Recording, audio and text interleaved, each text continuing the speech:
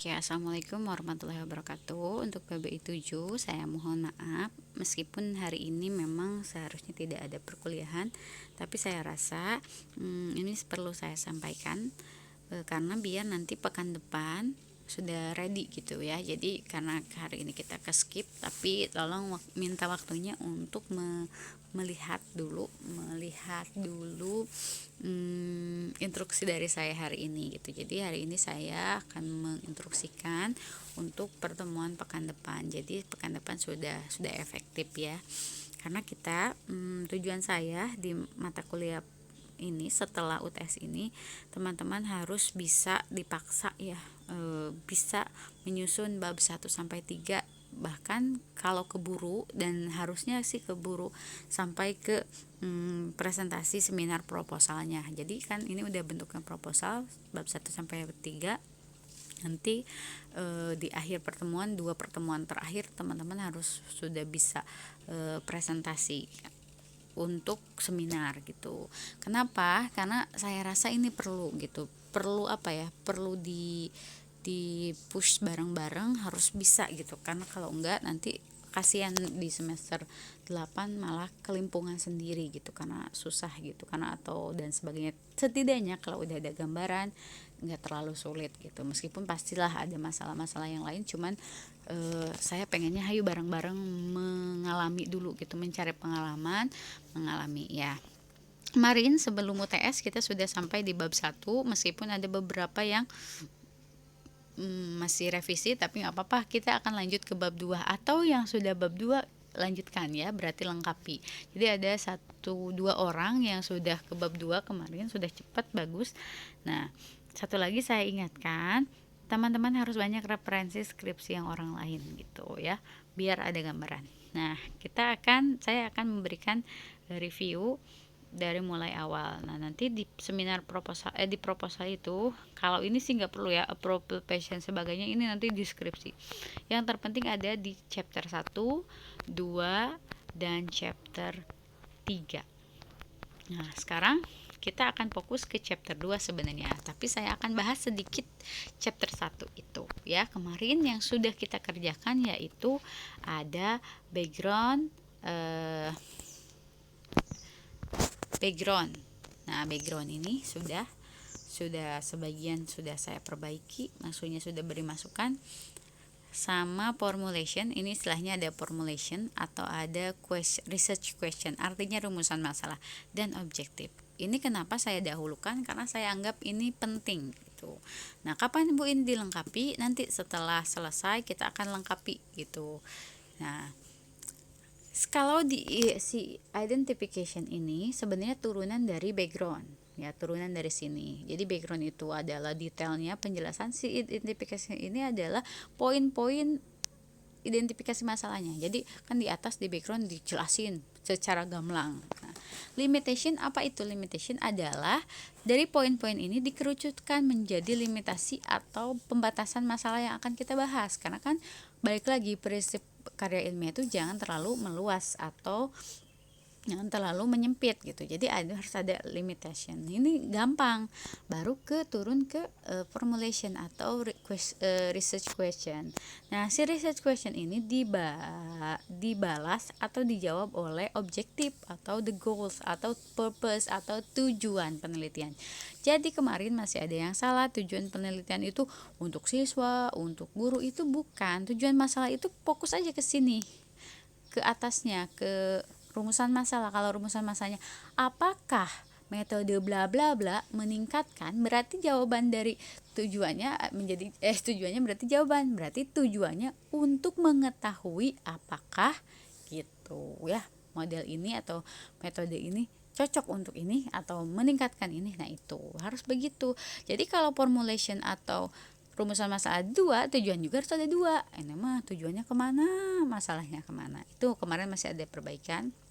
Terakhir ada manfaat. Nah, ini kalau di manfaat baru. Kalau di manfaatnya untuk siswa apa, untuk guru apa gitu, untuk peneliti. Itu ya bab 1 ya. Tapi bab 1 sudah weapon, heula simpan. Sekarang kita akan fokus ke bab 2. Nah, teman-teman, minggu depan sudah ada bab 2-nya, saya minta. Bab 2 apa yang dibahas? Coba kita lihat ya. bab 2 ini adalah review dari semua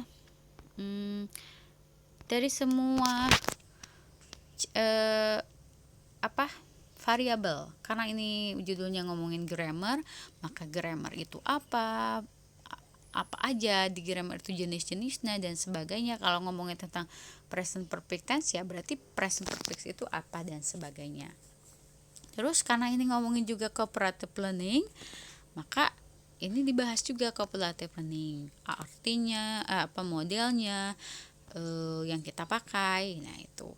Nah, kalau misalkan ada nih judulnya siapa, misalkan tentang reading, berarti ngomongin definisi reading, jenis-jenis membaca dan sebagainya. Untuk misalkan metodenya metode ekstensif.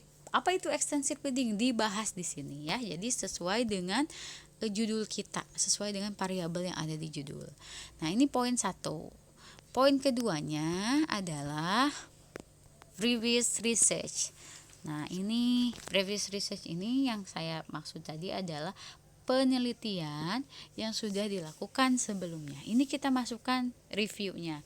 Misalkan nanti kita lihat contohnya ya. Nah, teman-teman sampai di sini dulu aja untuk di minggu depan ini, nggak usah ke poin C dan poin D karena ini poin C dan D nanti saya jelaskan lagi ya.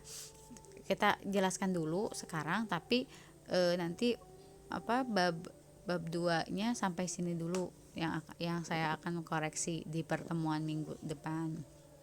Nah, selanjutnya ada conceptual framework dan research hypothesis. Nah, ini coba kita lihat sekarang ya. Mana bab 2-nya? Kalau ini kan daftar isi. Oke.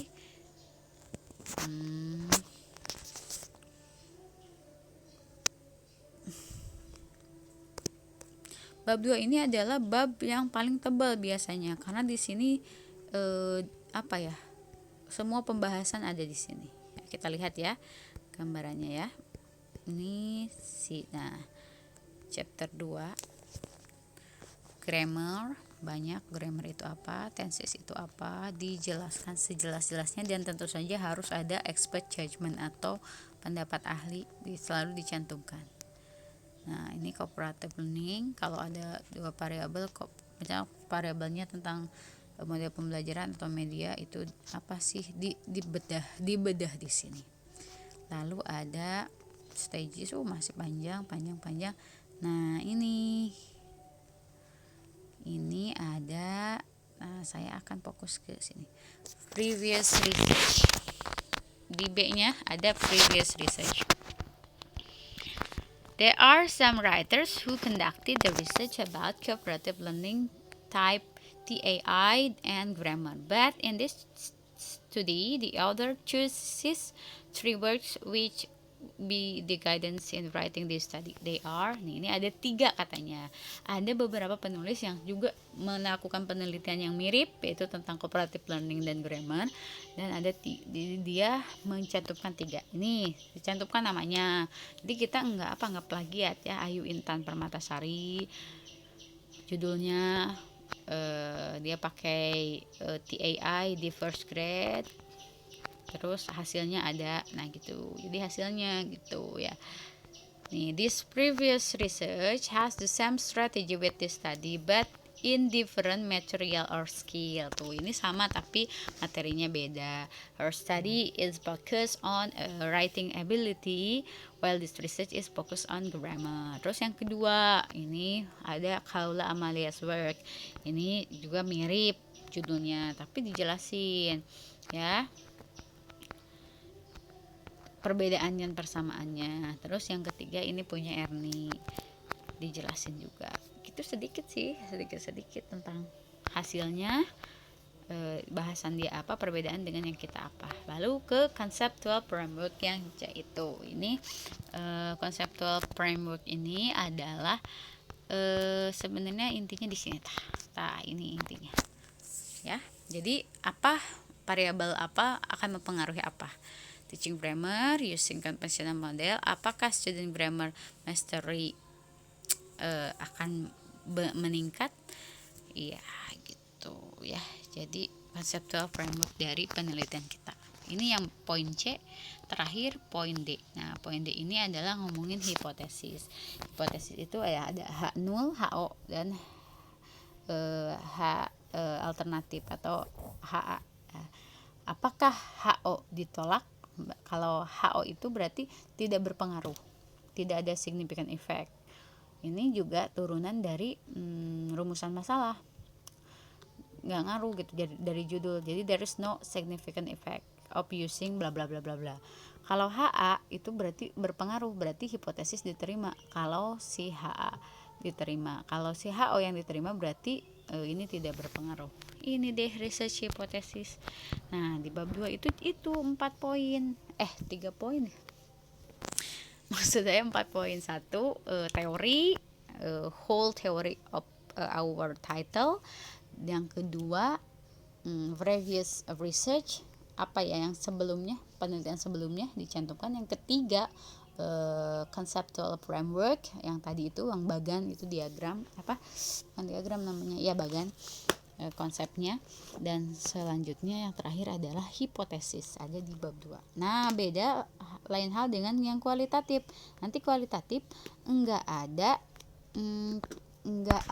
conceptual framework dan enggak ada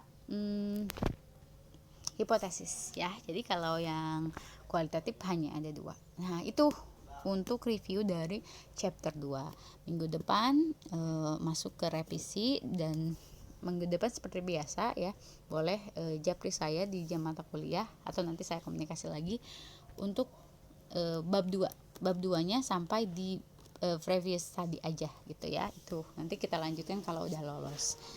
Nah, perlahan tapi pasti prosesnya tolong dinikmati ya. Pasti capek yang Bu Ega mah revisi ya. Itulah prosesnya. Belajar dari sekarang, belajar capek.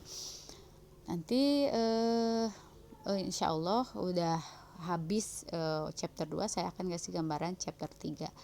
Chapter 3 juga lumayan, dan mudah-mudahan keburu sampai di presentasi atau minimal sampai dibuat PPT, ngebuat PowerPoint dari sempro ya, seminar proposal. Thank you for your kindness, for your keikhlasan untuk melihat ini. Don't forget to leave comment di bawahnya sebagai absensi ya. Jadi misalkan present nama gitu ya, komen di bawah YouTube ini, di bawah video yang saya upload di YouTube. Thank you very much. Wassalamualaikum warahmatullahi wabarakatuh. Keep healthy and happy. Have a nice day. Thank you.